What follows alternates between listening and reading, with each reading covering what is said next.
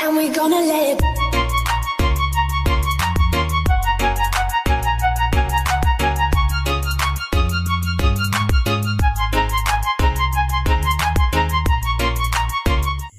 Hai, Assalamualaikum. Okey, hari ni aku nak share sikit macam mana nak pasang switch 3 step untuk model 135LC. Okey, jom kita start. Wire switch biru hitam sambung dengan biru hitam daripada soket merah.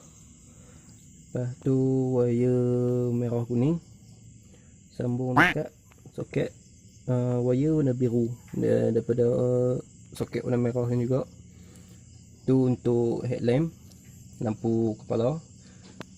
Kalau kata wire untuk switch, daripada switch wire warna biru semua ni connect speaker, wire yang warna biru juga potong, yang ni tutup, ambil daripada sini saja. Sama juga kiri kanan, wire warna biru dua-dua warna biru potong. Lepas tu yang ni lah, yang daripada body ni kira tutup dua-dua kiri kanan, wire sambung saja dengan wire warna biru. Yang tu untuk lampu jenis mentor biasa. Kalau LED nya dia wiring dia macam lain.